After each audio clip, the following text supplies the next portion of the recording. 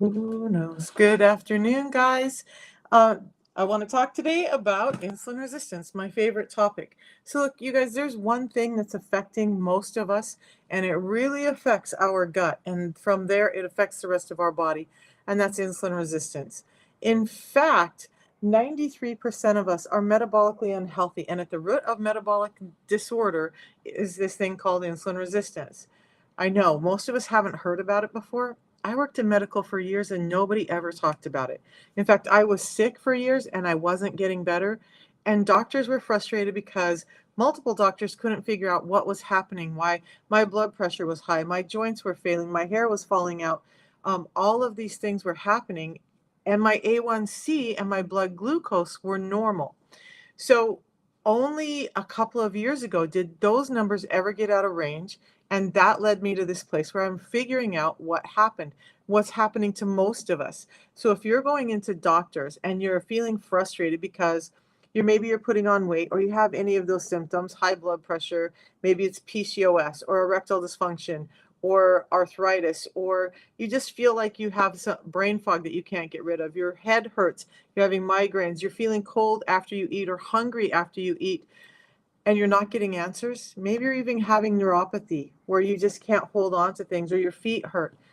Those are all symptoms of insulin resistance. And it's important, that's why I talk about it, because most of us don't understand what's happening to our bodies and we're frustrated and we're tired of being told. I don't know about you guys, but if you're tired, hey Jason, if you're tired of being told to just lose weight, that if you just weren't so lazy or that you cared more about yourself, which is the implication we get, if that wasn't happening, that you would be better, that you could do better. And then there's a number of us that just gave up. Like I tried everything. I did keto, I did the medications, which I hated, and I'm out on many medications now. Why can't I get those words out? But I did all of the stuff, guys, and I just wasn't getting better. Maybe marginally, but then it would stop working, and I'm like, what the heck? And I'm hearing all this stop, count calories, exercise more. Look, I was a world champion athlete. I worked out 6 days a week, 3 hours a day. What more do you want? And I did keto and I ate less than 50 grams of carbohydrates a day. Many days, most days, it was less than 30 grams of carbohydrates a day. So now what? I even had a gym guy who coaches bodybuilders rewrite my program because he was going to do the magic for me. And he's a great guy. But after months, I wasn't getting anywhere with my weight loss. And he was like, I've never encountered someone like you. So what I want you to understand is that this whole thing, that most of what we're dealing with comes back to hormones. And our hormones are out of imbalance. So if your hormones are out of imbalance, or out of balance, it doesn't matter how much you count calories, it's just not going to help. Or it's only going to marginally help. And in the process of dropping your calorie load, you're dropping your metabolic rate. So now, when you do ever try to go back to eating anything at a higher rate, your metabolism has slowed down. And it takes what, like 6 times longer to upregulate your metabolism than it does to downregulate it. So we need to pay attention to the reality of what's going on. Doctors like Yao and Fung and Bickman and Lee and Hyman all talk about the fact that these calorie counting things are not working for us and that we need to be paying attention to our hormones. So, why do I keep talking about hormones? Because insulin is a hormone, and it's the hormone that regulates your metabolism. And it's the big bad hormone in your body, by the way. There's very few things that overarch or overstep past insulin. If insulin is doing its job and it has control and it sees anything in your body, any hormone in your body that's opposing it, it's going to shut it down. So now you're storing fat. You can't break down fat. You can't burn fat. And your hormone of insulin is causing you to be even more hungry, and yet fatigued, and yet not able to sleep well. And you're just going through this whole process of my health is falling apart and I don't know what to do. So you guys, it is all about the insulin hormone, okay? Hormone. I'm going to go over really quick today about what this looks like and what it is. And then I'm going to dive into gut health a little bit, because when your insulin is out of control, it's creating this major disruption in your gut health. And so when I talk gut health, I'm talking everything from your mouth to your butt. Everything in between that's going on with your digestion is what I'm talking about with your gut health. part of our problem is that we have foods that are stripped down, broken down, and we don't have, starting with the mastication. We're not chewing, we're not creating digestive enzymes from our mouth on down that start interacting with everything all the way down. That's a problem. So a smoothie once in a while is great, but if you're living off of them, you're doing your digestive tract some harm because the digestive enzymes that it needs are not being produced. The sugars that you're eating are converting too quickly. And now, Houston, we have a problem. So our foods are modified. They're very different from what we used to get. Even when we think we're eating um, real organic foods, we're still having problems. I've dealt with pescatarians and vegetarians and whatnot who are still suffering and just not quite there. The protocol I'm going to talk about in a little bit has helped all of them, and I'm going to give you a couple of ways to deal with all of this, okay? So let's take I have my handy dandy slides, guys. I'm a visual person, and so I'm going to put them up, and I want you guys to just take a look, ask questions, because this is about you guys getting the information you need so that you can start to feel healthier too. So insulin resistance, like I said, I keep saying I'm going to fix this, and I really need to. So let's talk about this. Insulin resistance is affecting most all of us. So when we look at studies, this is a 2018 study, by the way, that said that 88% of us were metabolically unhealthy and that only 12% of us are healthy. That number has changed. In 2022, they put out a new study that says that 93% of us, less than 7% of us, are metabolically healthy.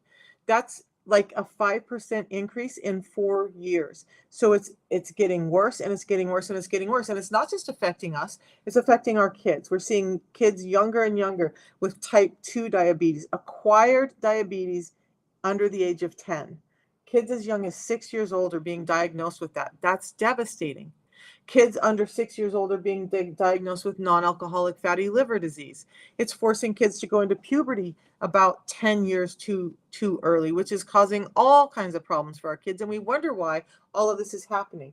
It's happening as a result of the food that we're eating turning into sugar too quickly in our system and us not having the fibers and the nutrients in our food to be able to deal with it.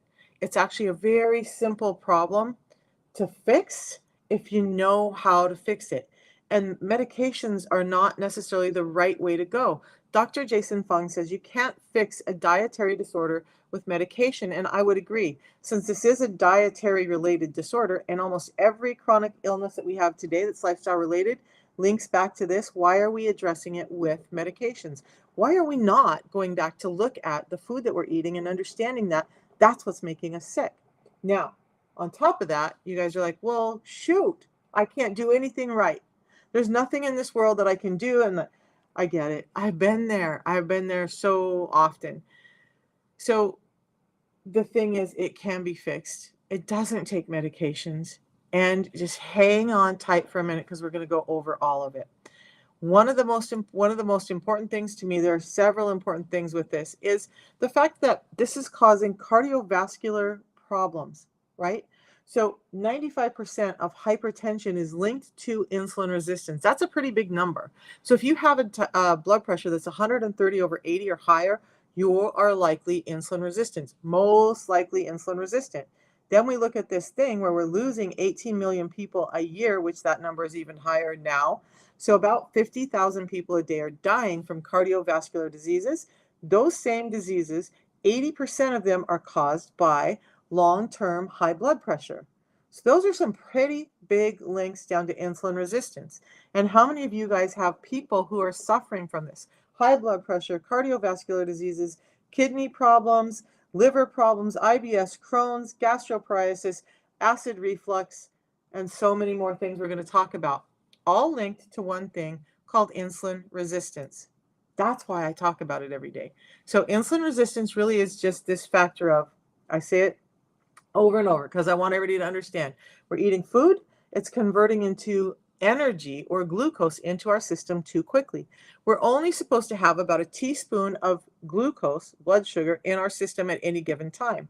When we have more than that, the body cues the pancreas to create this hormone that's an energy transport, and that hormone's job is to take that excess glucose and deliver it to the body so that the other cells in the body can utilize it and use it up. Now, when we eat, that's what we want. We want energy. That's why we're eating, or that's why we should be eating, right?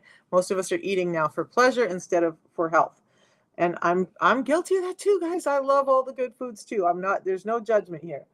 But so when we have this excess need for insulin and we're continually eating and we're continually snacking and we're continually getting foods that convert into glucose too quickly, now we have a problem where we have elevated insulin, and we have that elevated insulin all the time. We do take in far more calories than, so Christine, I'm going to read it because I forget, you guys. Christine Neiman over on Facebook says, "You're right. We also take in far more calories these days than ever before. Our average body weight is higher than ever before. We eat rubbish like chips and burgers instead of plain food, home prepared." So I want to talk about that. Thanks for bringing that up, Christine, because this is super important. We are eating too much. I don't want us all to blame ourselves for the situation that we're in. However, you guys take some self-accountability. If you're eating 5,000 calories a day, you have some culpability in this, right? If you're eating that much and you're not moving your body, you have some responsibility in this. But the other thing is, we're eating for pleasure instead of for nutrition. And Dr.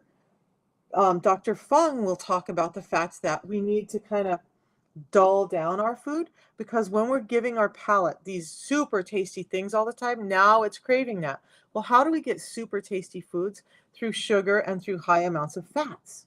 So now we're training our palate to want these foods that are creating the disease and disorder in our lives. So I'm not saying you can't have them once in a while, but when we're eating them over and over and over again, it's causing a problem.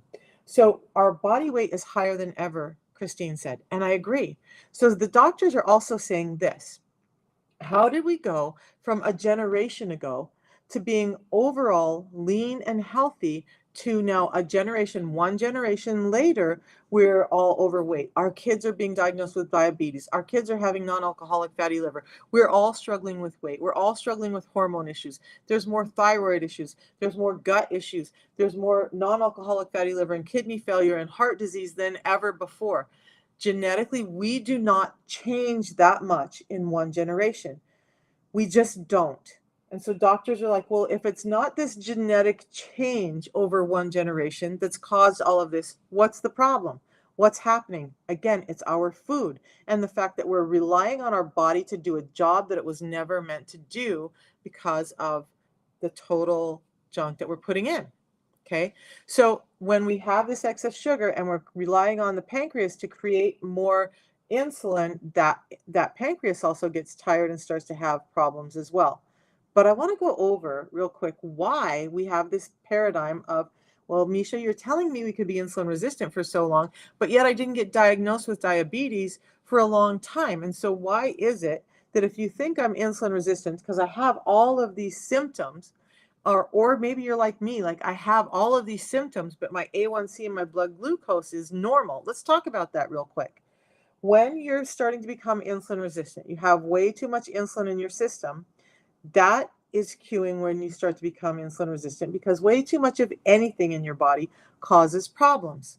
So when the cells start to be like, dude, insulin, I'm sick of you. I don't want you around anymore. And they start to shut down. Now you have what we call insulin resistance. The cells aren't taking up the energy that they should be. And when I talk about cells, I'm talking about your eyes, your hair, your teeth, your toenails, everything in between, your heart, your liver, all of it. Okay. So some of the cells are just very resistant. So your muscles aren't building properly. Your bones aren't building properly. Your ligaments and joints just are not regenerating like they should. And now you're having arthritis and pain throughout the body. Plus it's causing disorder in your nerve links, and neurologically it's causing problems in the link up there. So now you have anxiety and you have depression and you have brain fog and you just are angry or upset, or you're on the verge of tears all the time. Yeah, Dan, I don't talk about numbness of the feet enough, do I? So you're correct. So in a number of ways, and maybe I will try to do some videos on that. Let me write on my list. So neuropathy. When I talk about neuropathy, I've been relating to hands more, but I want to show you guys a picture. When Dan says about the feet. So we start to gain water and we start to get this lymphatic problem when insulin resistance is there as well. But it causes this nerve damage. That nerve damage can happen in the eyes, it can happen in the hands, it can happen in the brain, it can happen throughout the body. And why you're having gastroparesis is because your intestines can't contract like they're supposed to. Your stomach can't contract like it's supposed to. Your gallbladder can't contract like it's supposed to because nerve damage is going on there. So now it's dampening all this reaction, but Dan is right. It also happens in your feet. Now you have this peripheral neuropathy. You have neuropathy in your feet as well, and you just are not able to stand on them. It's painful. It's your feet are swelling. You can't get them in shoes. If you're like me, I was buying diabetic foot socks. I could no longer wear athletic socks, and I had to get a shoe size a size bigger. That all happens with insulin resistance. So when we start to reverse that, when we start to get proper blood flow, when we start to get proper lymph flow, when we start to get proper nerve connection, a lot of those things start to go away. And it all links back to insulin resistance. Now, any of the things I talk about, number one, I'm not a doctor, I'm not a nutritionist, I'm a woman who got really sick. And because doctors weren't helping me, started to figure stuff out and started reading and researching from doctors who do know. But there's always that off chance that there's something else. So don't discredit. If you're getting your insulin resistance under control and you're still having problems, then pay attention to that and get the proper care for it. I'm going to say that. Get the proper care. So, Melba, your husband complains about his feet burning a lot, but they never tell him he's diabetic, nor do you understand. So let's go back to where I started to talk about insulin resistance. I got off on the tangent, right?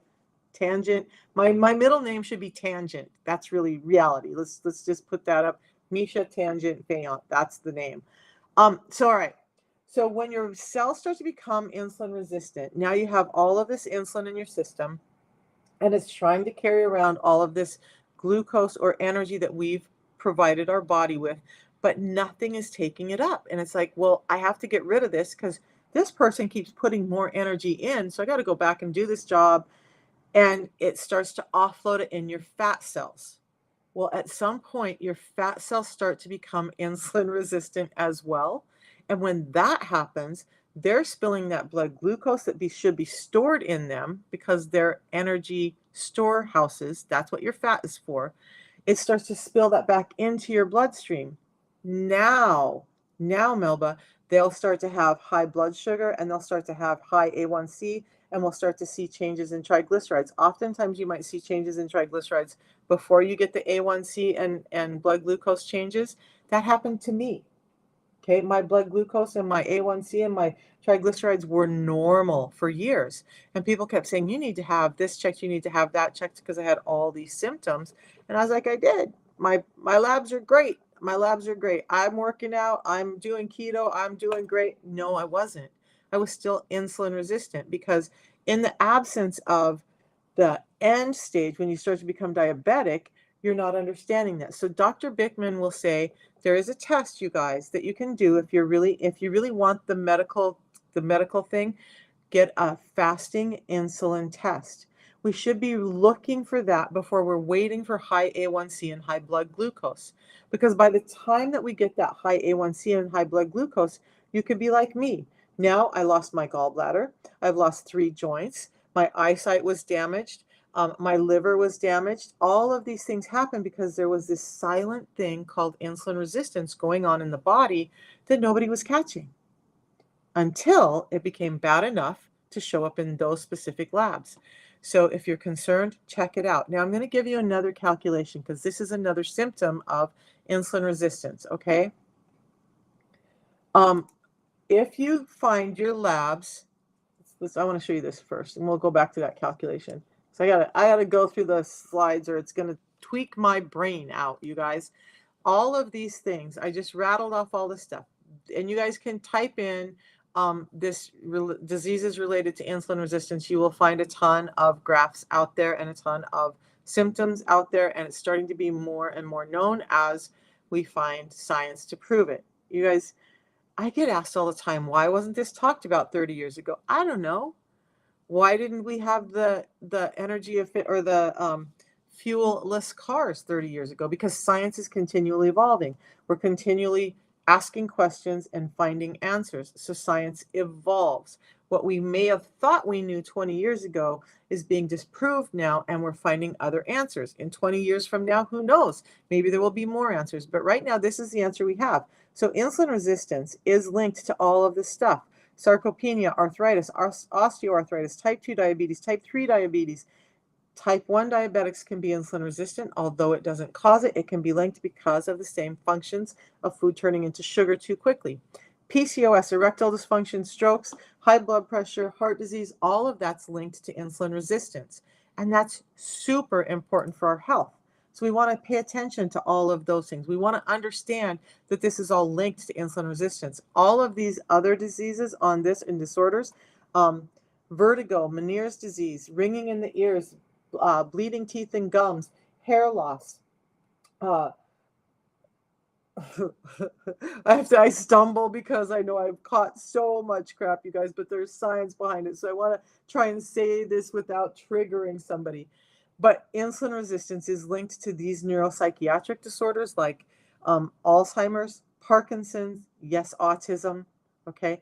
I'm doing some looking into some questions that were asked about like bipolar and whatnot because I don't have that answer, but I'd love to find it. So, but it's also linked into circulatory disorders. You're having muscle loss, you're having bone loss, you're having endocrine disorders, your thyroid's not working properly, your leptin and ghrelin, your hunger and satiety hormones are out of whack, your cortisol is out of whack, you're at more risk for cancer. Plus you have inflammation riddling your body, so now your immune system is dampened. All of this links to insulin resistance. That's a lot, right? So I'm going to get to this thing that we're talking about. So these 5 things are top indicators of if you're insulin resistant. If you have any one of these 5, just understand that you are very likely insulin resistant. So hypertension, a blood pressure of 130/80 or higher. If you have skin takes cropping up anywhere on your body, I can explain that. Sally, and insulin resistance is directly related to thyroid. I haven't done videos on that, but I will certainly do that. The thyroid hormone there's so much. That's a whole other, remind me, Sally, I'll talk about that because insulin resistance is highly linked to thyroid. That's why I have so many people who've done the protocol who are feeling better after Hashimoto's and hypothyroid. It's a game changer. Okay. But acanthosis nigricans, those darkened skin patches on your elbows, knees, under your arms, in your groin, where your bra sits, ladies. I've seen it on people where their shoes rub on their ankles. That's insulin resistance. PCOS, or polycystic ovarian syndrome. I just talked last week on how that happens because of insulin resistance. And erectile dysfunction, low testosterone. That's all very highly linked to insulin resistance. And when you take care of the resistance to insulin, get your insulin levels normalized, those things all normalize. So I had the hypertension, I had the dark skin patches, I had PCOS, I had skin takes. All of that is gone since I addressed the insulin resistance. The only one on this list, obviously I didn't have, was erectile dysfunction. I know a lot of men who had it, who've gotten better and are very thankful that they've gotten better. Some of the other symptoms are things like a bulging belly. If your belly is bulging, whether you're thin or not, that's likely insulin resistance because you're putting on visceral fat or fat underneath the muscle wall. If you have high triglycerides, so write this down, guys, high triglycerides and a low HDL, the high density lipid, the one that we consider good, if that's low, in combination with a high triglyceride. And what does that mean? If your triglycerides are over 150 and your HDL is below 50 for men, below 40 for women, you have a problem. Okay, so you're going to take those 2 numbers, your triglycerides and your HDL, and you're going to divide the triglycerides by the HDL. And the resulting number is going to give you an idea of whether you're insulin resistant or not.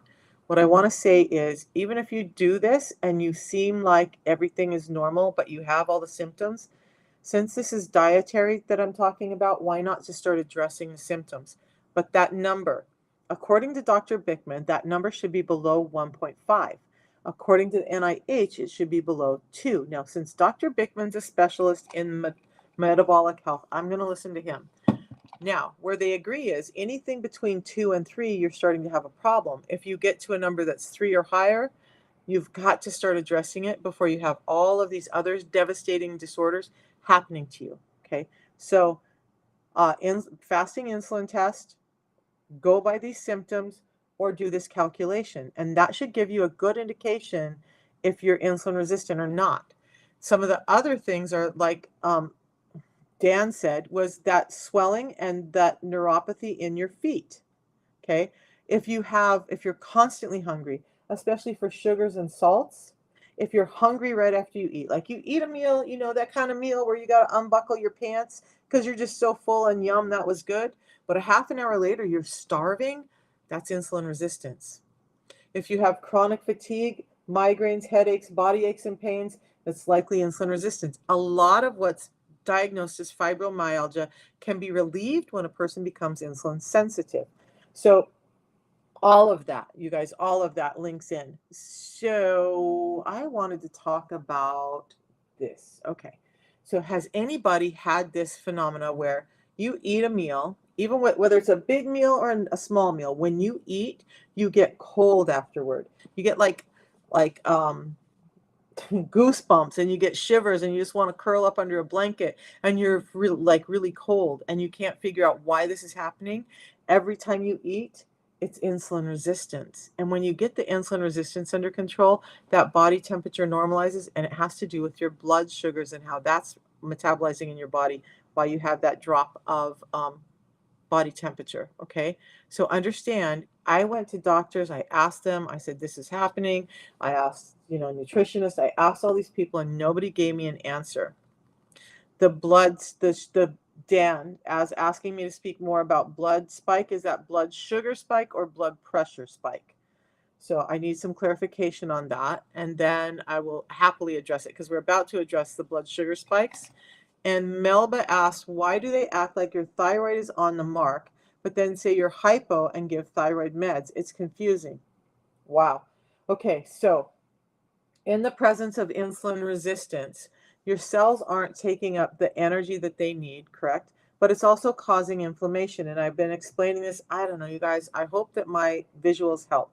But when I think about it, I think of like you have these receptors on your cells for all of your hormones, whether it's leptin, ghrelin, thyroid, cortisol, estrogen, whatever. So when you have inflammation, the cell, which is down here, these receptors are sticking out. When you have inflammation, this starts to swell, starts to swell, starts to swell, starts to swell. Now there's not enough receptor showing for you to be able to accept the hormones that are in your system. So oftentimes you can have a good level of thyroid in your system, but you're not able to use it. So what the doctors are doing is saying, well, it looks like your thyroid is you've got enough thyroid, but it's not functioning. So we're going to treat you as if you're hypo. And by the way, a lot of times that's Hashimoto's, and your thyroid levels bounce. If that's not happening and your thyroid's just continually good, it's probably inflammation in your system, not allowing you to utilize the thyroid that's you're putting out. You could have normal levels of thyroid and just not be able to address that thyroid that's in your system. So the blood sugar spike. Yeah, let's talk about that. Oh, let me get past this, because we'll come back to all of that. I want to get done with this blood sugar to answer Dan's questions. And it comes back here. All right. So this. I do. Yes, I will, Barbara. I'm going to get to that in just a minute. So hang out. We're going to answer these questions, and then I'm going to tell you how. There is, by the way, on any platform you're on, if you go to my link tree, and I'll put that link in here for you guys, but if on YouTube and Facebook, but if you go to my link tree, I've created an ebook that tells you what foods to eat and what to eat, and we're going to go over that in a second. On TikTok, you just go to my profile, and that will take you there. All right, so let's get this turned around so you guys can see this. in the presence of the food that we're getting right now, there's not enough fiber in our food. That's the basis of it. I'm going to talk about a few things here and then I'll start giving you answers because I know you guys are ready for it, right? Um, so when you're eating foods that aren't mediated by fiber, what's happening is it's going straight to your bloodstream and it's causing this glucose spike. When you have that glucose spike, like I've already said, it creates a spike in insulin. So now the insulin is high and it's delivering that glucose to wherever it can, but it's doing it really quickly because in our modern age, we're eating so much and we're eating so much of these foods that we've trained our body to be on the ready for more of that. And so now it's wanting to deliver that out as quick as it can. And now you have this this reactive hypoglycemia where your blood sugar actually drops. That's why you're cold. Okay. So when we look at things like fruit juice, there's no fiber to mediate how quickly that hits your system.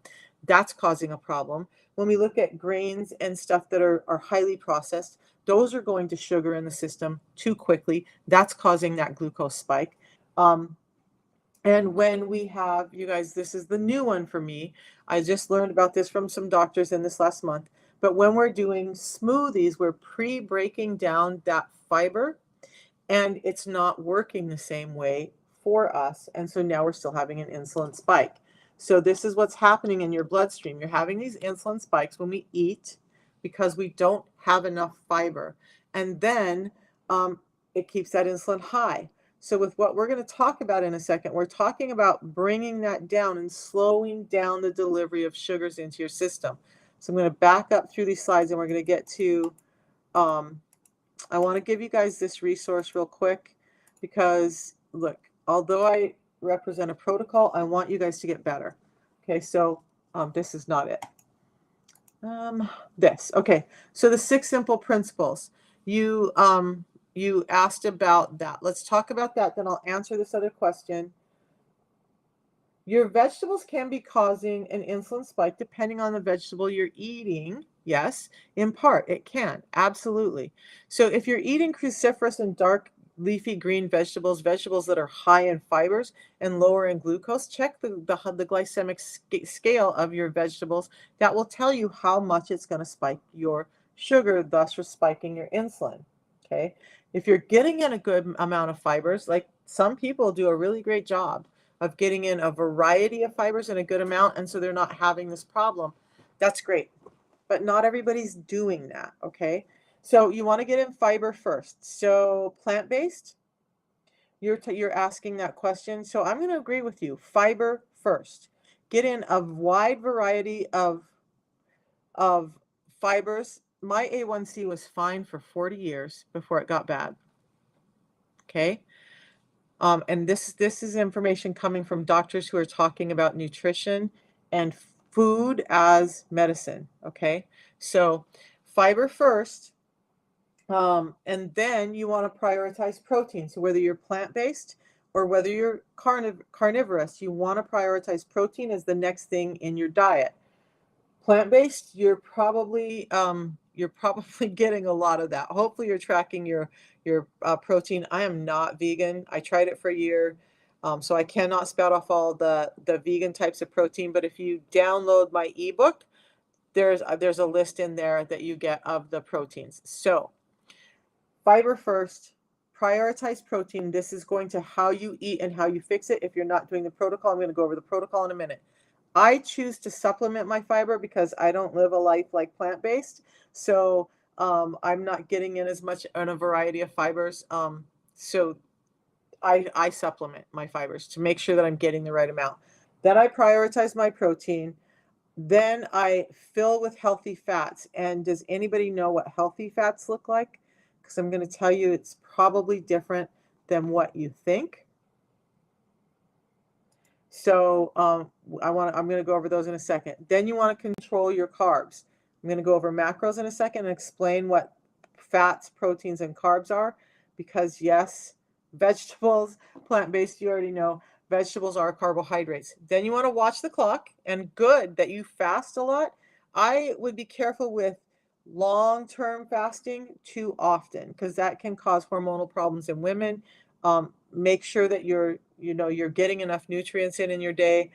I'm currently on a 5-day fast and I'm closing up day 4. Yep, I'm hungry. Am I looking forward to eating on Saturday? Yes, I am. And I feel great though.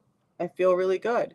So then you want to move your body. So I get people who are like, well, you're not covering everything. Yes, yes, yes, yes, yes, I do.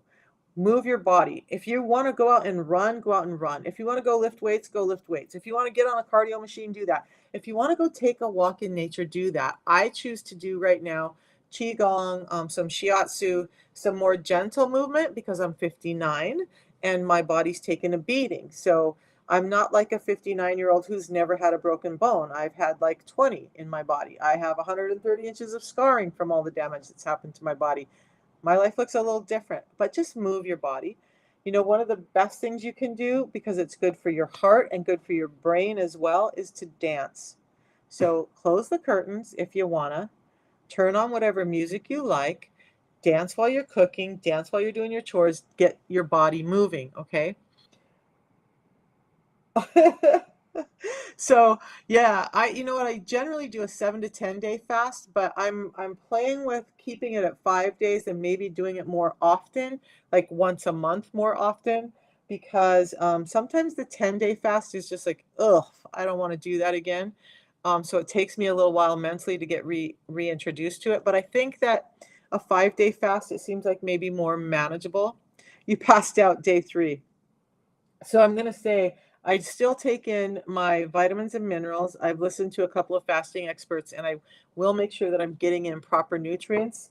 Salt is really key for me. I will get headaches if I don't have salt in my water. So look, and I do tea.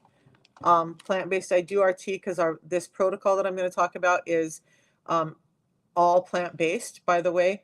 So my tea, I drink it during my fast. It's a mix of green tea and yerba mate tea, what's in here now. Both are really great for a fast. The green tea is uh, the matcha that they recommend for fasts, which helps with autophagy. And then I drink a lot of water during my fast. So what do I think with prolonged? I think if you're passing out, it's a blood sugar issue and it shouldn't be. So you probably just need to try a couple of shorter term fasts and get your insulin sensitivity down. Unfortunately, I know we think that when we're eating plant-based, or like I've had pescatarian people and they're like, I can't get this last 5 pounds off, or I'm having gut issues and I can't figure it out. Unfortunately, our foods have been modified so much that even with those diets, a number of people are finding they're not getting enough fiber. And that's unfortunate because you're trying to do the right thing. And for some people, it works. There's so much into the nutrition part that it's super interesting to me. Um, okay, so Robbie Bobby. I'm sorry, I didn't mean to bruise or go past you. And Andrea, weight gain is you can't gain weight if you don't have excess insulin in your body. Your insulin is delivering energy to your body. When it can't deliver it anywhere else, it's going to start storing it as fat. So weight gain, as far as fat gain goes, is directly related to high levels of insulin. Now, a couple of questions over here. What was the calculation I mentioned, the one to determine insulin resistance? It was triglycerides divided by HDL. LDL isn't a part of that compilation, and I've done videos on that, but I can talk a little bit about that why in a little bit. But so triglycerides and then divide it by your HDL. You're aiming for a number under 1.5. If it's 2 or higher, start to address it. Okay. And if it is under 1.5 and you're still having symptoms, then just start addressing your nutrition anyway and start to see what that can happen for you. Then Robbie Bobby says avocado oil, extra virgin olive oil. Yes, I love it because people think that, oh, the seed oils are healthy. All of those other oils that I now know are toxic.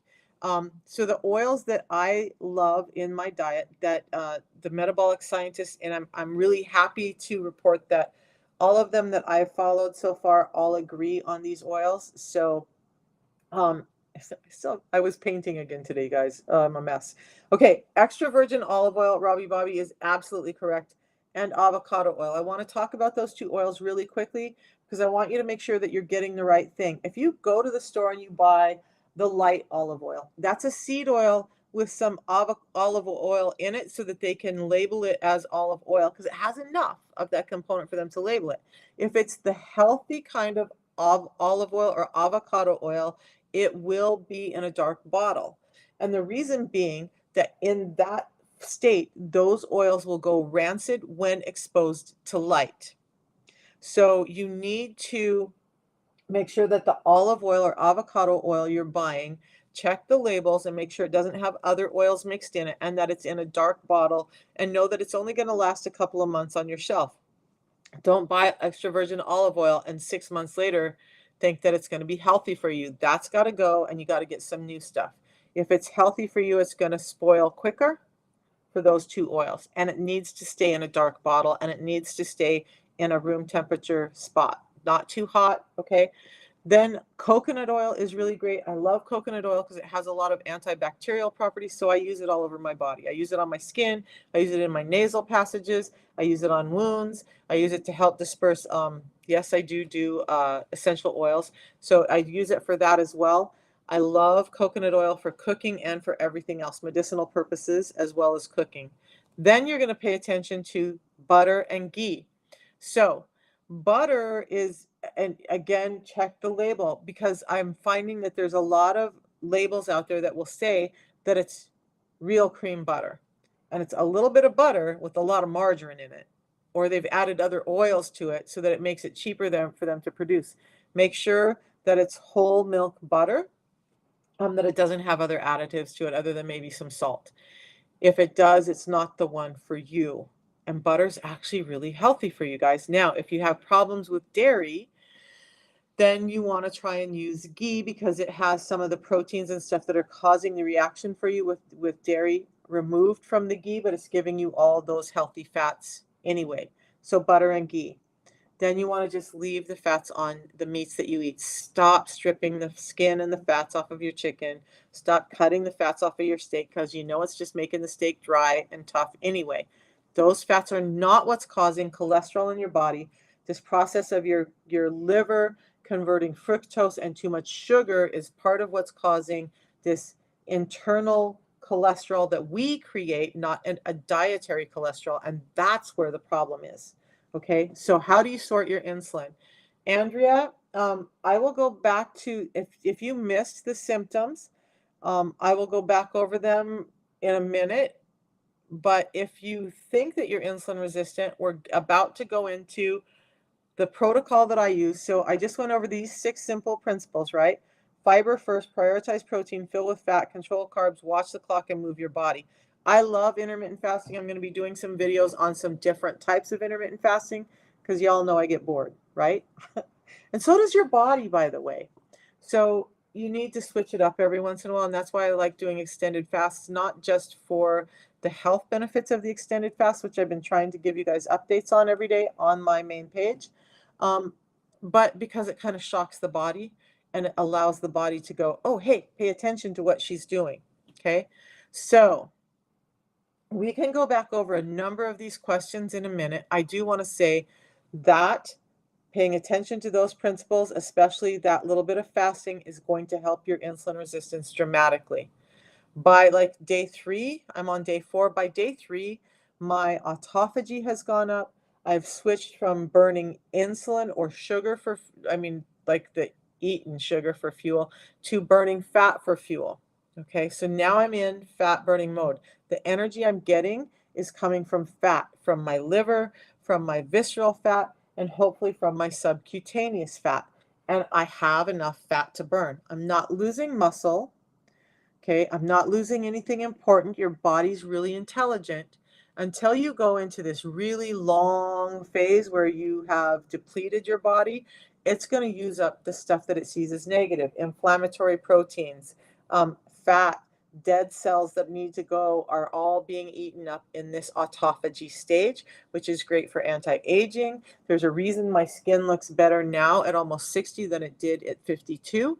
It's because of this practice of fasting. The protocol I use helps with my fasting. Okay, so I want to show you guys a little bit why we're talking about this fasting. This timeline, by the way, is a suggested timeline. Don't get hung up on it. if you do the protocol, if you just need to ask me, message me, I'll help you. If you do the protocol, I'm reaching out to you anyway, and we work with your specific day. So I have shift workers. I have people who work all kinds of crazy hours who are doing the protocol and doing just great. On a normal day, most of us are going to have our dinner around 5 to 7 p.m. It takes several hours, about 4 to 6 hours or so, before our blood sugars start to normalize and drop. And then it takes a couple hours after that. Remember, insulin is out here like a good guard, but it takes a while for the insulin to go, oh, okay, they're not going to eat anymore. The blood sugars are down. I can go away. And then the blood sugar goes, or the insulin starts to do what I say, go to sleep. Now, when we look at the body, everything is in balance, right? There's not just one thing for anything. There's always a check and balance. So with your metabolism, the balance to insulin is glucagon. Insulin is anabolic. It likes to build things. Glucagon is catabolic. It likes to eat things up. That's where we're getting the cell turnover. We're getting the fat burning. We're getting all of that from the glucagon. But glucagon can't take its job unless insulin is down, because insulin is like, I'm the big guy on the scene, and if I'm out here, you're not destroying all the work I just did. So we got to get insulin put down, and that means stop eating. That means stop spiking the insulin. So all these people telling you eat every 2 hours, metabolic scientists across the board say don't do that. Don't do that. So then when glucagon finally starts to come out and normalizes, it gives your digestive system a chance to reset. You start having some cellular turnover, you have some change in your gut microbiome, and you start to have all of these things like human growth hormone and ketones start to come out. Now you're in a stage where you can regenerate. Now you're in a stage where you can burn fat. Now you're in a stage where your body is actually metabolically flexible, because we never want to be too far one way or too far the other way. So then what I do with the protocol is I have, this is my second tea because I'm fasting. Yes, let me answer that in a second. So this does not break your fast. The tea that I drink does not break your fast. It's part of the protocol.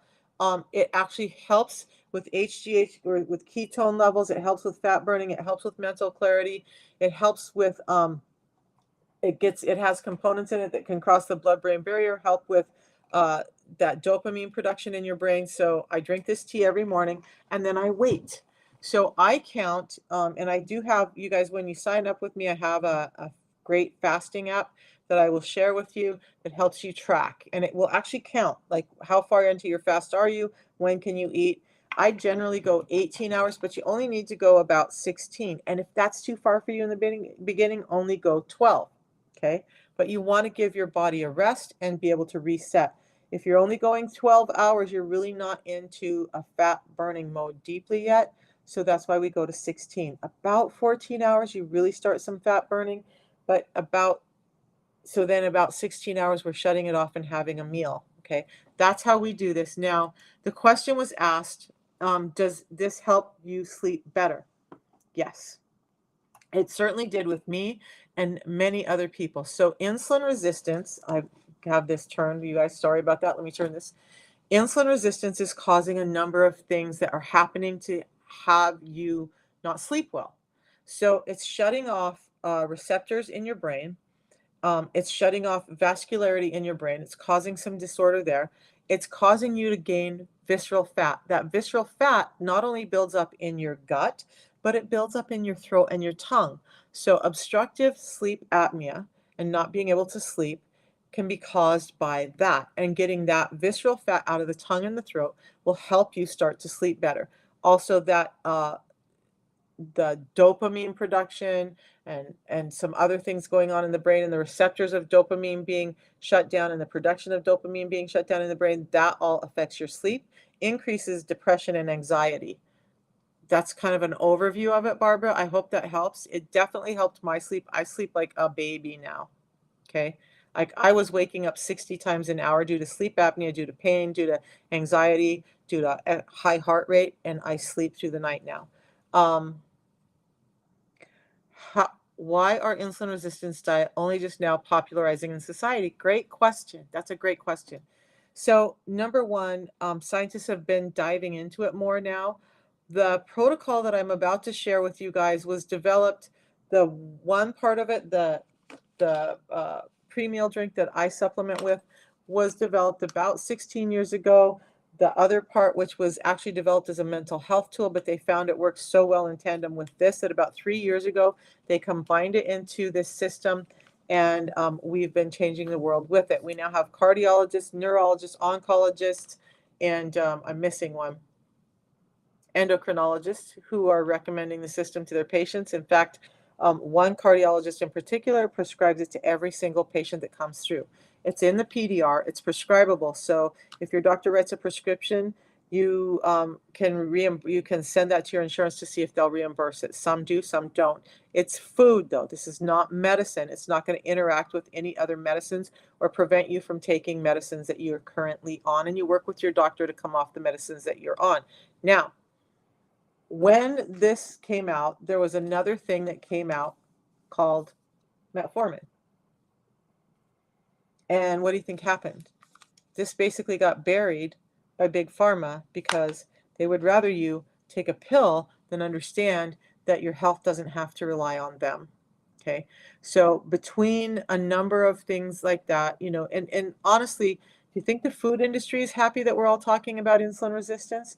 Do you think that they're happy that we're telling you to eat less, to buy less of the snacks, to buy less of the food that they're filling the supermarket walls with? No, they're not.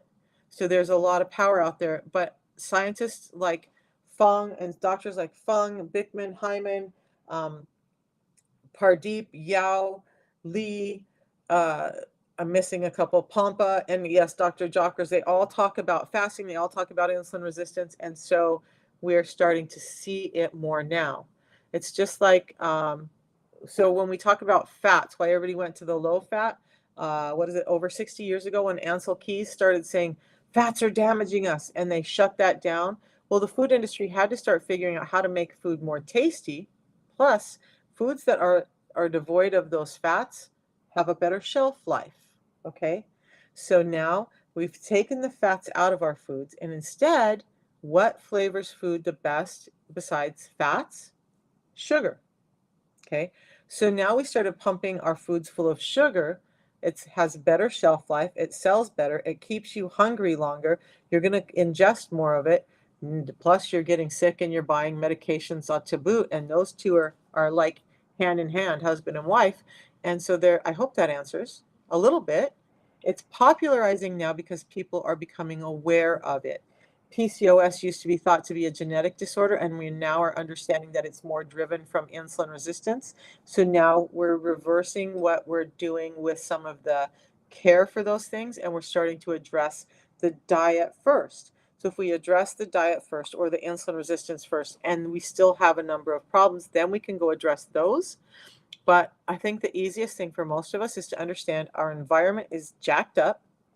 It just is. We all know that our food environment's jacked up and that we got to do something about it. And the easiest thing to do with the jacked up food environment is to replace what's been stripped out so our bodies have a chance to do what our bodies are meant to do. Okay. Um, does any of this, okay, I think I've answered all those questions. So I hope that helps. Now, how we get over that, you guys, when I talked about that timeline, right? Of how it happens with sugars and insulin and all of that. Yeah, so you're starting to get there, Robbie Bobby. Robbie Bobby just said you just did the math, triglycerides divided by HDL, and he's at 2.15. So I would, if it was me, I would start addressing it now before you end up where I was and lose 3 joints and a gallbladder and yada yada yada yada. Like I'm so mad that, and actually, when you say, why aren't they dealing with it? I'm like, I'm so mad.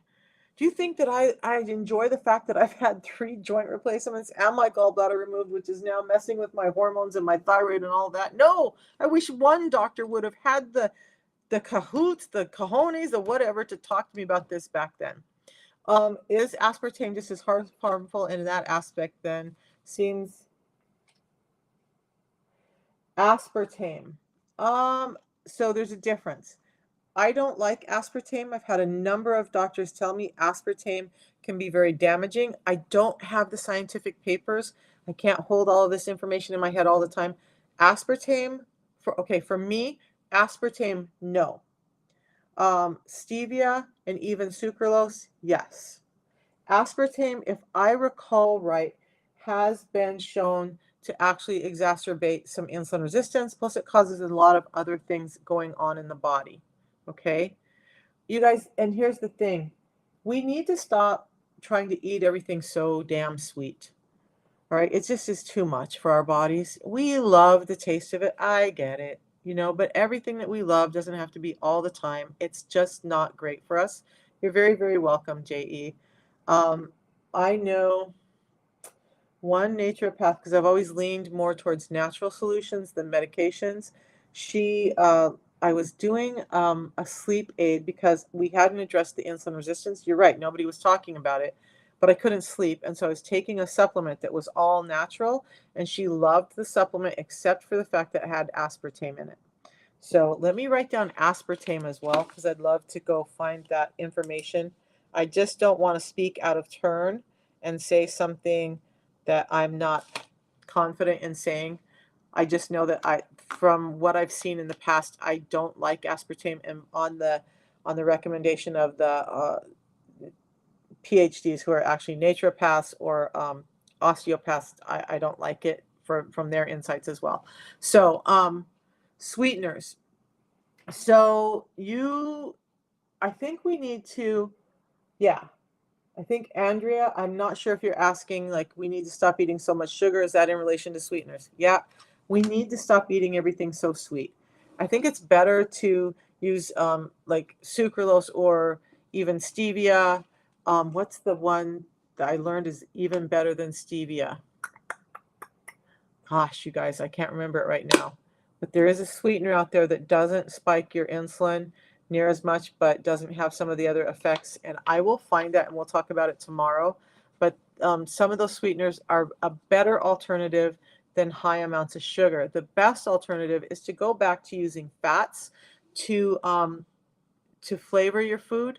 So when you can stop being afraid of butter and olive oil and start cooking with those things, you're going to find that your palate is more satiated, and that you're not craving those sugars so much. You just don't need them. So even those are not. I don't have artificial sweeteners in my house outside of some stevia drops, because I really don't have sweeteners in my house. I have a couple of bottles of stevia drops. Every once in a while, I'll put them in like a hot coffee or something. I drink a coffee from the same company that does the protocol, but I don't have all that in my house, so I'm not really versed on. I can't remember what Splenda is made out of. I would read the label on Splenda and see what it is. If it's aspartame, then no. If it's sucralose, then yes. Okay. Monk fruit. Thank you, Cheryl. Right? That's the one, Cheryl. Thank you, thank you, thank you. So it's monk fruit. Even better than stevia. Okay. Lakanto is a really good monk fruit brand. I'm going to type it in on Facebook. Whoops, I think I spelt it wrong. Lakanto. I put the K. Okay, that's the monk fruit brand that she's talking about. Okay, thank you for that, Cheryl, because I try to maintain so much energy in my head. I'm surprised that my head fits through a door with all the stuff I try to cram in it. Okay, so back to this. With the protocol, I want you to understand that those 6 simple tips, there are some people who can do those and manage it just fine. That's great. If you can, I'm a total advocate for that. That's why I created the ebook. But if not, if you're like me, if you're like most of us, and you need some help, this is what we do. So to get through that fast in the morning, you're going to have your tea, which is what I drink every single morning. And it's crazy how much energy, clean energy it gives you. No jitters, no any of that. But I have that, and then I eat my meal, my my fiber supplement 10 minutes before I eat my meal. And I'm going to explain all of that. I wait 4 to 6 hours, have my next meal. I eat 2 meals a day. Occasionally, I have 3 meals a day. Occasionally, because I'm human and I have a real life, I have a snack. Okay? But that's not my daily routine. That's not it. It's okay to do that once in a while. It's not okay to do it every day. Okay? We're human. We're here to enjoy life. But I also Somebody said this morning, I was talking to another friend and they were like, well, everybody says, I want to enjoy life. I'm here to live. And I'm like, okay, well, from experience, I would rather live to be 107 with some good health than to the 60 that I was looking at in pain and with no health. So, am I going to take care of my health so that I can have a longer life, so that I can interact with my kids and my grandkids and be here for support and enjoy all the things that I haven't gotten to do yet in life, but do it with health and without pain? There's no choice for me in that. Okay, so it's all a shift in your thinking. Okay, all of those have been answered. So let's go back to this. I want to go back. I want to go back. Okay. So we're going to get to the protocol right now, and then I'm going to try and not get distracted and answer things until we're done. Look, right, I said some days I have 3 meals. I just add an extra fiber supplement before I eat that other meal because I still want to protect myself from the fact that our foods are destroyed. Back to this other one. If you're having breakthrough hunger in the afternoon, I use it for energy, not necessarily for hunger, but I do have, most days I have 2 teas because I love the energy that it gives me. I love the components that we're about to talk about that it gives me, and I know it's healthy for me. Plus it's a change from water, and I love water. So this tea that I'm talking about goes through a 5-step process. This is one of the reasons I love it. It's hand-picked. It's never machine harvested. We buy it directly from the farmers who have their own farms. No slave labor, no machine harvesting, so ethically, sustainably harvested. That's important to me. I don't know if it's important to anybody else, but then we take it to a fire roasting process that helps us get the components that we need to get to you for all these out of the bulk of the plant that's not really doing you good, so that you can have the most potent product that you can get. We extract those, concentrate them, and then we take it to a lab in Switzerland that puts it through this process called hyperpure that allows us to remove like incidental things like pesticides and toxins that may have gotten on there from environment or some of the pHs from fire roasting. This tea has 375 times the component of this one that I'm going to talk about in a second than a regular bagged tea. It helps you feel great all day long. My granddaughter can drink it. My 4-year-old granddaughter drinks it, and I'm fine with it because I know it's healthy for her. If I was drinking or taking something else, could I say that? Would I let her drink my Red Bull? Nope. And nor do I drink that stuff. So then it helps you feel great all day. You can have it at any time. I used to drink it up until like 8 o'clock at night, but I am trying to not do that anymore. It doesn't interfere with my sleep when I do, but you can actually, because it's food, you can have more than one a day. The protocol calls for one a day. So it boosts mood and mental and physical performance. It improves endurance and strength during exercise by 10 to 13%. When I was a power lifter, the best bench press I got in competition was 275. 10% added onto that would have been over 300 in my 50s. That would have been freaking amazing for me as a raw power lifter with no equipment. Amazing. I wish I would have known. All right, so it also helps promote healthy digestion, and it's, like I just said, it's purified and free from those toxins.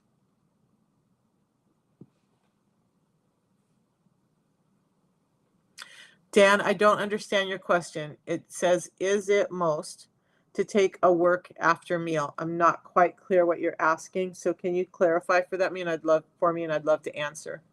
Okay. So the number one component in this that I love so much is chlorogenic acids. These components that I'm going to talk about are called adaptogens. So there is some naturally occurring caffeine in this. That we don't add stuff to it outside of a little bit of sweetener. This is the real product. Okay. So it has a neuroprotective gene expression in the brain. It has antioxidant effect in the brain. It's one of the components, one of the nutrients that will actually cross the blood-brain barrier and make a positive effect in the brain, thereby helping with your sleep, your wellness score. So reducing anxiety, reducing depression, helping you feel calm and more pleasurable. Dopamine makes you feel more pleasurable, right? So all of those are increased by allowing this nutrient to get to your brain. It promotes those feelings of well-being. It also supports healthy blood pressure, glucose levels, and promotes weight loss. And there's 375 times the amount of this as in any standard herbal mate tea. So when people say, oh, I could go buy this or that, I'm like, okay, well, steep 375 bags of tea and tell me if it's cheaper. It's not.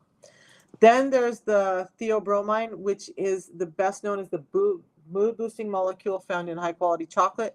3 times the amount of that in this product that in the highest quality dark chocolate, which is amazing. It supports healthy blood pressure and cholesterol levels, helps you feel calm, reduces mental fatigue, and improves focus. And then there's the mate saponins.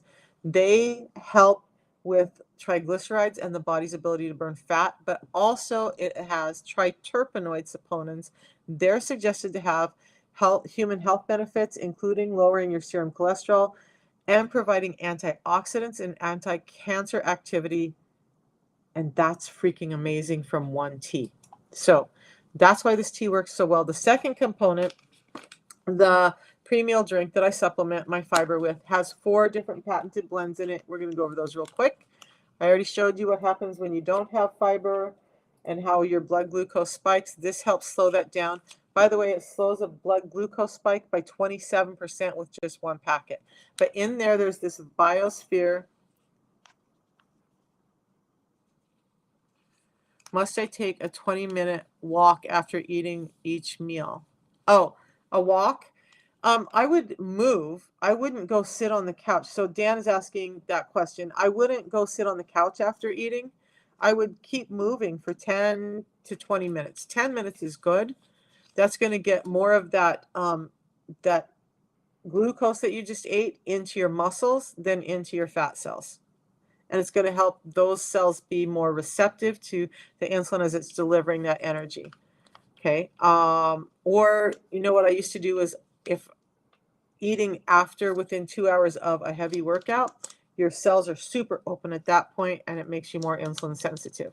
Okay, so the biosphere fiber has a unique blend of 5 different sources of fiber. By the way, this is a blend of soluble and insoluble fibers, and they help support the body's cholesterol levels and slow the conversion of those high glycemic carbohydrates. Essentially, it makes a high glycemic food a medium glycemic food, and that's written in the scientific studies and the papers on it. Sorry, I got a really dry throat.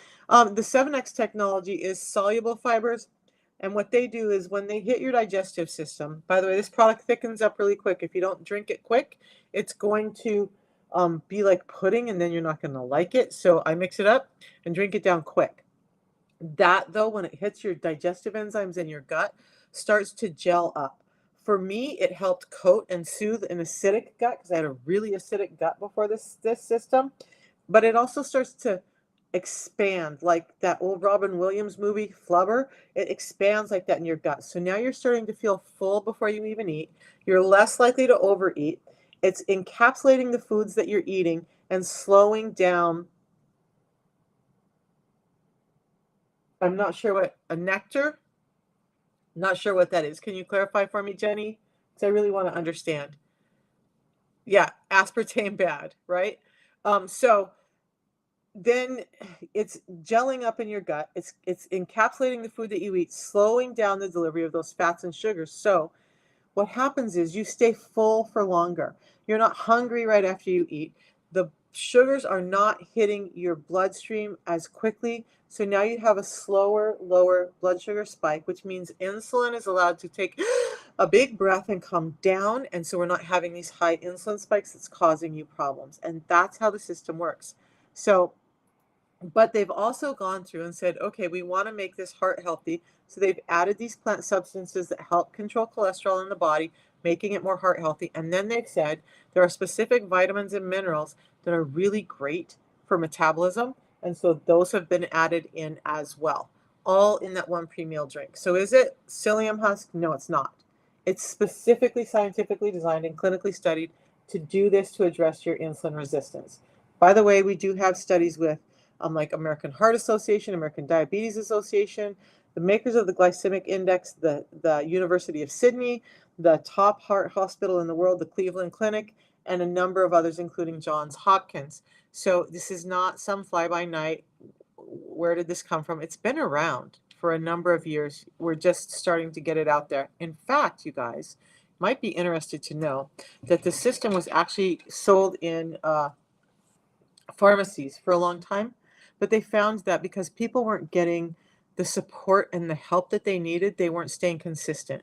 So the company made the conscious choice to do direct sales like I'm doing now, so that there's somebody like me who can help you and help you with all your questions about fasting, about all of that, and help kind of guide you and support you. So it's really important to the company that you stay consistent. With that, it has a 90-day money back guarantee. It has a quality guarantee, and you get a low price guarantee when you purchase through me. So we're going to take a look at where to purchase, and then I want to show you some results from some people. So if you're on TikTok, you're going to go to my profile by tapping on the link above. I tried to tap on my own darn link. You guys, I'm a crazy, crazy person, but I like me that way. I don't want to be dull and boring. Okay, so if you go to my profile, red glasses, right? You're gonna see the red lights. Right below that is the link. You want to click on that. I dropped the link in Facebook and YouTube. Just check in the comments above and you'll see that. But that's gonna get you to this page where my links are. So the top link is going to get you to the product. I want to go over a couple of these others really, really quick. So you can get to my website, which has all the information about the products on it. You can download that ebook that talks about those 6 simple steps of what you should be eating. I have a Facebook group. I'm starting to post some recipes and stuff in there. People can come in and ask questions and get support in there. And then how to get a hold of me on WhatsApp, as well as the books that I flash and read. You can find all that here. Now let's go to where to buy it. Right here, that top link, it should say Michelle Fayant at the top. That means you're going to get me as a coach. That means you're going to get all of those guarantees. If you buy from some random site, you're not getting any of the guarantees, so don't be mad at me when you don't get them, because I've had people do that. Plus, you end up paying more. Then you just click on the buy now. Again, it's a tea in the morning and a pre-meal drink. The tea in the morning, you can have hot or cold. I've shown you mine several times now. It's cold. Sometimes I have it hot when it's cold outside. You get 30 of those for one every morning. Then the pre-meal drink, it normally comes in an orange flavor. This flavor of this apple crush just dropped this week. I have to tell you, this flavor is probably my favorite flavor, but it's available for a limited time. So you get 60 of those for one before each of your 2 biggest meals of the day. You get coached on fasting, all of that with me. You get all of that information. I don't just drop you and be like, hey, yo, there you go. Good luck. I tell people will be like, yeah, she sends me texts. Some people answer, some people don't. You guys, I really want to take care of you. Okay, so the tea that you get in the morning, you can get it in lemon or lemon ginger. The lemon ginger has a really nice hit of ginger. So if you're not a ginger fan, just stick with the lemon. I would just leave it where they have it for now until you start the system and get moving with it. The apple crush is selected. I would do that while you can get it, because you can get the orange anytime.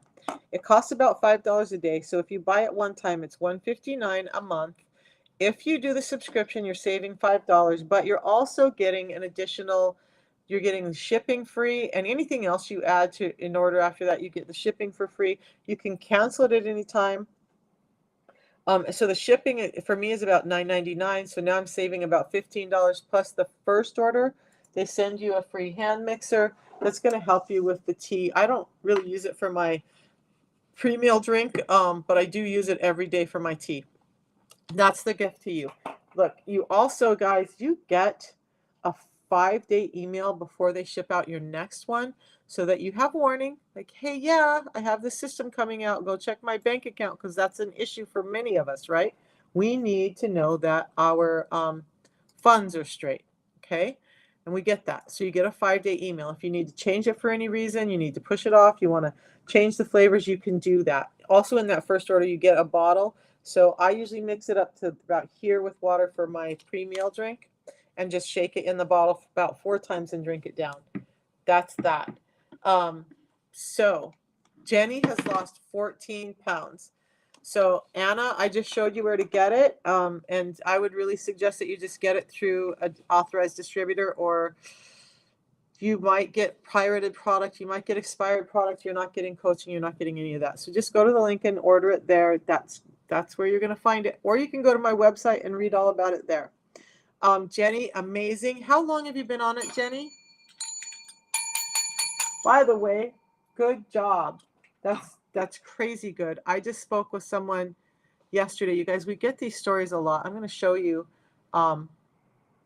to show you a couple of things because, I have these lovely, wonderful people that I've been working with. This is not all of them. This is just some because it's hard to keep it all updated. But 14 pounds is great. I'd love to know how long you've been on it.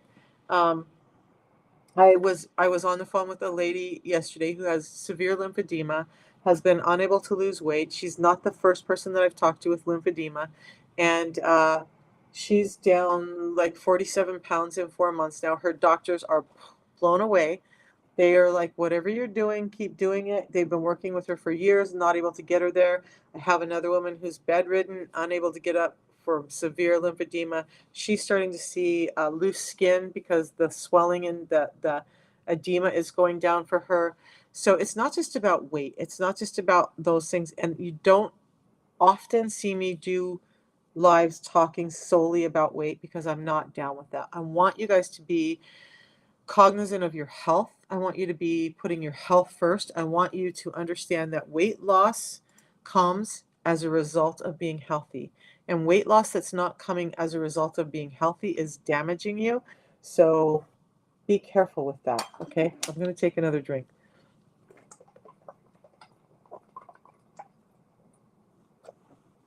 By the way, Saturday, I get to break my fast. I'm so happy. But I'm also so happy, like the amount of inflammation that has left my body in these first 4 days on this fast is insane. My joints feel better. My clarity feels better. So much about my body feels better. Not everyone should do an extended fast. I'm doing it and it's working great. So look, this is me. And I don't want this to be all about me, but this is me 2 years ago when I started the system. 5 months later, I'd lost 55 pounds due to gallbladder removal and some other things. I put a little bit about that back on, but I've kept the majority of that off by just using the system. Now we're addressing the gallbladder. I want to be really honest with you guys about everything. This is Alexis. She's gone from a size 14 to a size 6, but she has made sure that she's not ever going to be diabetic because she's lost family members and she didn't want to do that to her kids, have them suffer through what she went through with her family members being diabetic. This friend of mine, amazing, amazing results. She struggled with her weight. She found, like me, she couldn't lose weight. She was having all kinds of issues. She's now down nearly 50 pounds. And I want to talk to you about this because when you're insulin resistant, you're losing muscle mass, but you're gaining a lot of fat. If you go with normal, like restrict your calories kind of thing with insulin resistance, you're going to lose even more muscle as you lose that weight. When you're doing something like the protocol, most people are noticing that they're losing the visceral fat, which is causing the belly to poke out. They're losing the subcutaneous fat, but they're putting on lean tissue. And lean tissue is not just the muscle we're talking about. It's helping with bone strength. It's helping with by becoming insulin sensitive. The protocol is not doing that. Becoming insulin sensitive is. But by doing it the right way, you're maintaining muscle mass and actually gaining back muscle mass while you're losing fat. Okay. So this is Christy. I have Christy in here because she is a competitive bodybuilder. She is a coach. She is one of those people who's just very healthy, pre-preps everything, has ate really good for a long, long time. And you can't really see it from that far back. But if you look at her in the picture on the left, you'll see that her face was swollen, a little bloated, and she just had inflammation throughout her body. What she wasn't telling anybody at that point in time was that she had diabetes and her doctor was fearing for her life, even though outwardly she's doing all the right things. Wonderful, wonderful woman. But now on the system, she's overcome her diabetes. She's leaner. She doesn't have the inflammation. She doesn't have a number of the problems that she was battling before, IBS, and her energy is increased. So, do you have to be fat or overweight to do this? No. Jason is now down like 167 pounds. I saw him in here earlier, but I don't see him now. He's taken his A1C from 13.3 down to 6.1. His hypertension is gone, hyperlipidemia, sleep apnea, chronic fatigue. By the way, he didn't share this with me at first. He shared it with me as I started talking more about erectile dysfunction and low testosterone, he will now admit that he was suffering with those, and those have all normalized for him as he's become more insulin sensitive. He's a rock star, though. He's just crazy, crazy good. Cindy has lost about 120 pounds now, and she was pre-diabetic, and her numbers are now in normal range. But I'm going to talk to you guys about something. This is super important. See how heavy she was, and she's lost 120 pounds. I'm going to show you the next one. She did have symptoms like the high triglycerides. She had inflammation. She had brain fog. She was having the neuropathy that Bob was asking about earlier.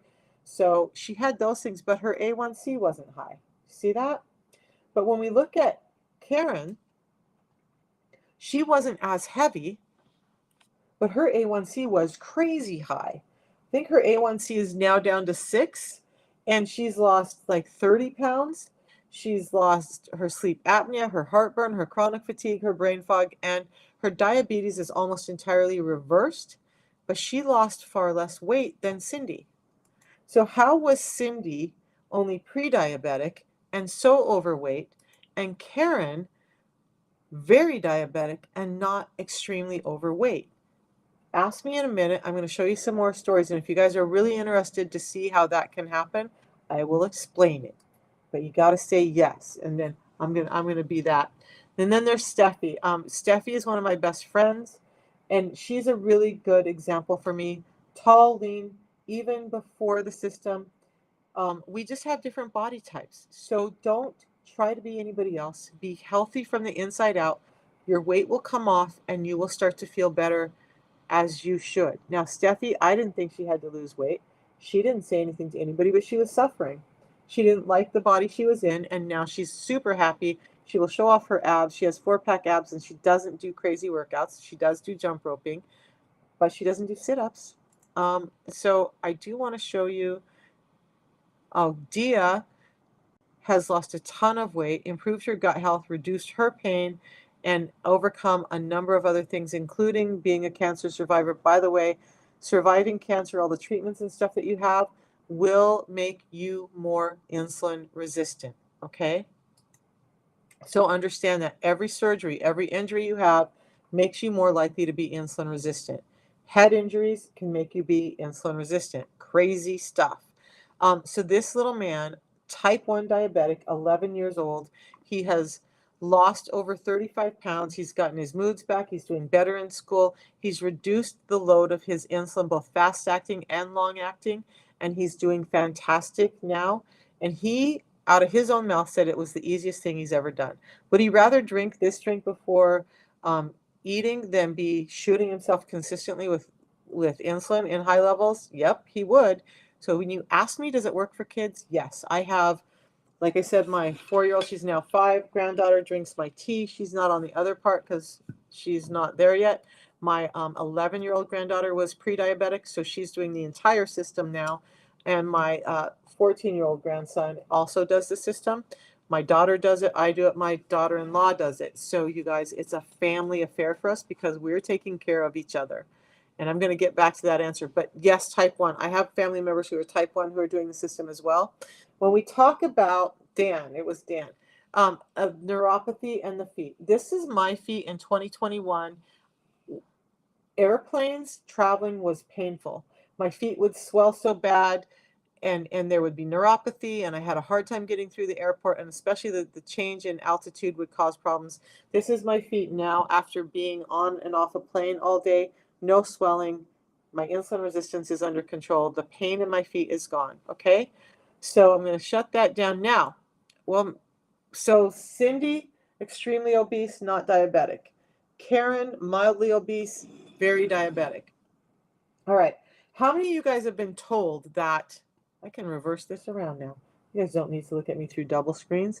How many of you guys have been told that the fat cells you have are the same fat cells you had when you were born, and that you never get more fat cells? They're either blowing up or they're decreasing, right? And we're stretching them out or we're depleting them. Because that's what I was told. And I've been in doctor's offices, I've been in other healthcare offices, and they have these videos playing, and the doctor will tell you that very thing. It's a lie. That's true for some of us, like Karen. She doesn't have fat cells that duplicate. She has the same fat cells that she was born with. But what's happening for her is it's called hypertrophy in the fat cells. So her fat cells are blowing up. Remember at the very beginning of this talk that I was talking about how when your fat cells get to a point where they're like, oh, I'm going to blow up if I don't do something, and so they start spilling sugar back out into the bloodstream. That's what was happening with Karen. So now she has less fat cells. They're not duplicating. Her fat cells got full and they were like, enough of this. And so it starts spilling that glucose back out into her bloodstream. Now she has elevated blood sugars in the morning. I thought I had a water spot on my shirt.